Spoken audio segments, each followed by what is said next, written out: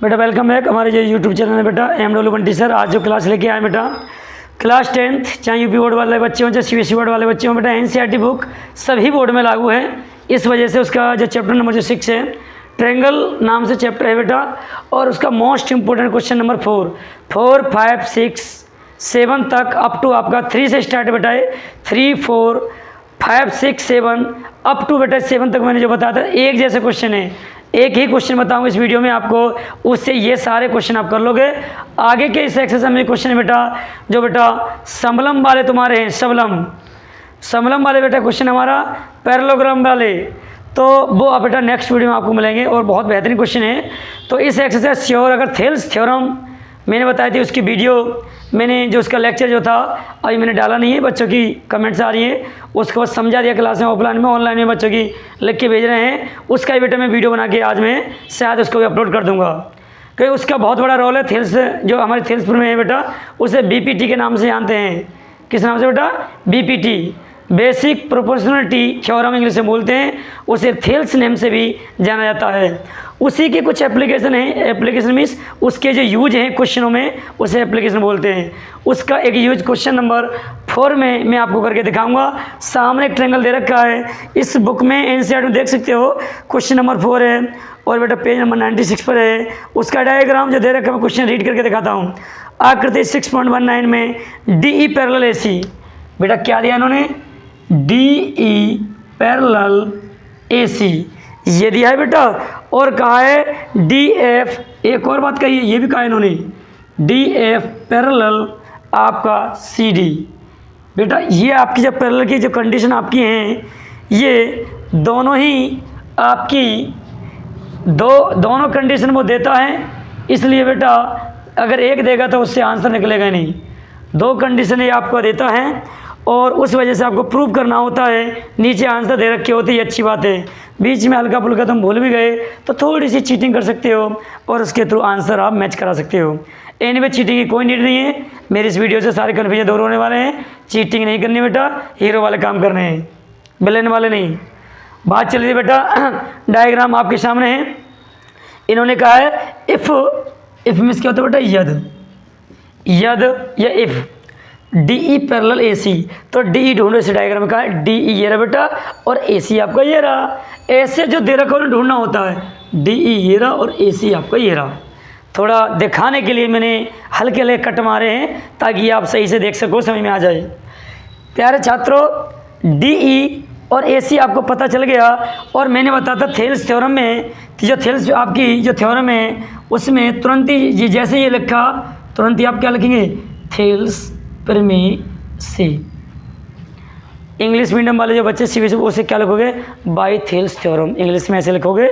मुँह से बोल के बता रहा हूँ बेटा, कर लेंगे आप। तो बेटा थेल्स क्या कहता है कि जो तुम्हें ट्रायंगल मिला है, लेफ्ट अलग पकड़ो राइट अलग पकड़ो। लेफ्ट ये ट्रायंगल बेटा आपको मिला, ये लेकर ये आपका चल रहा है, बीच में ये दोनों पैरेलल हैं, तो टुकड़ा बीच में जो हुआ टुकड़ा, ये टुकड़ा हुआ पीस इसका, तो लेफ्ट पहले पकड़ो राइट बाद में। तो क्या कहोगे? AD/DB, AD/DB।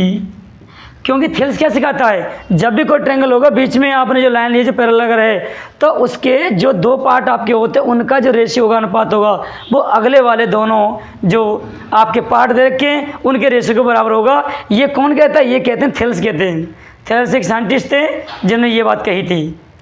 बेटा मैंने बताया कि AD/DB, एक पार्ट होगा लेफ्ट, राइट वाला पार्ट भराओ। ये साइड लेफ्ट था, दूसरी राइट वाली कौन सी है? ये यहाँ से लेकर यहाँ तक, भाई ये इसके पैरेलल है, इनको भूल जाइए आप, इनको नज़रअंदाज कर दीजिए बेटा। ये बताया था मैंने, कहीं ज़रूरत इसकी है, ये दोनों पैरेलल हैं, तो ये साइड मिली आपको और बेटा ये साइड वाली मिली, तो ये क्या है? इसका नाम क्या है? BE और EC। तो इसका आपने कहा कि BE और बेटा क्या? EC।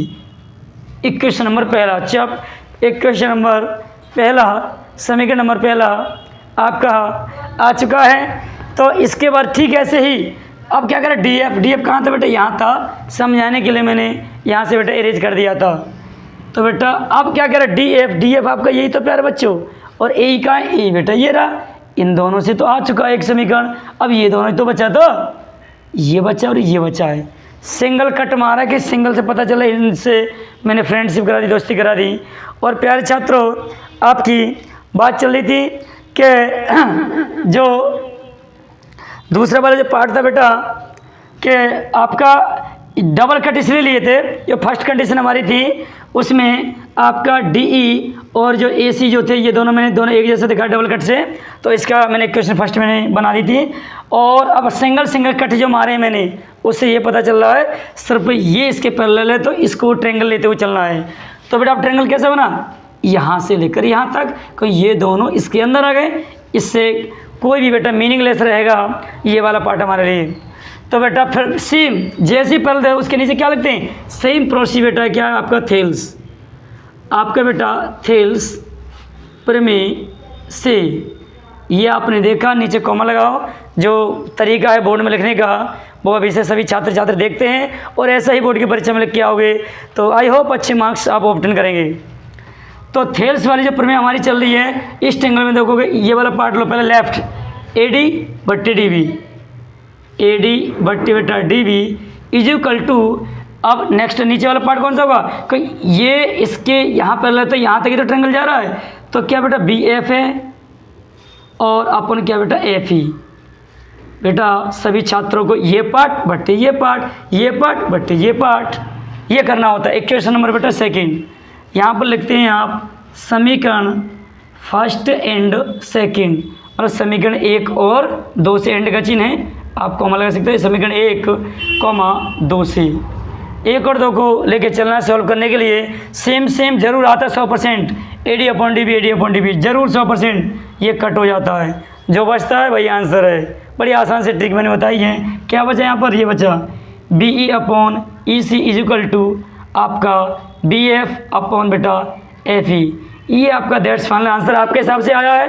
हो सकता है मैच ना करे क्योंकि ये आंसर अपना देता है, तो या करके आंसर होता यही है, ये ऊपर नीचे शार्ट हो जाती है लेफ्ट राइट में, इसलिए आंसर ये भी ठीक होता है। और जो ये कहता नहीं है वो थोड़ी सी आप ये चीटिंग करके या करके अब इनका आंसर लिख सकते हो। देखते हैं, मुझे लगता है सर सेम ही आ गया ये तो ये इन्होंने दिया है BF/FE, तो BF/FE ये रहा आपका पार्ट, और सेकंड जो पार्ट दे रखा है BE/EC सेम पार्ट है। क्या है बस ये इधर कह दिया है, ये इधर कह दिया है, तो या लिख के आप लिखो या मत लिखो कोई फर्क नहीं पड़ता बेटा, या लिख के आप चाहो ये लिखो मत लिखो, आंसर बिल्कुल सेम है।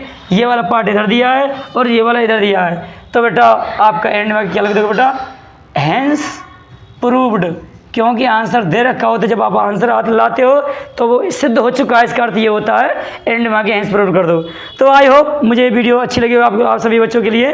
तो कोई डाउट हो तो कमेंट्स में लिख के भेजे बेटा, और ज़्यादा जो भी सगी सहेली है, तुम्हारा बुआ चाचा जो भी मोबाइल हो बेटा, ज़्यादा से ज़्यादा बढ़ाइए सब्सक्राइब, आप ग्रो करवाओगे चैनल के लिए। मैं आगे स्मार्ट बोर्ड लाऊँगा, अच्छी क्वालिटी के कैमरे लाऊँगा, नहीं तो जैसे चल रही है गाड़ी वैसे चलते रहिए।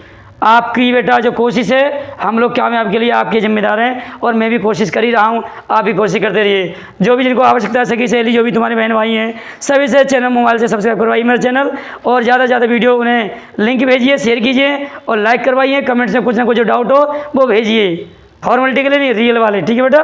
That's one.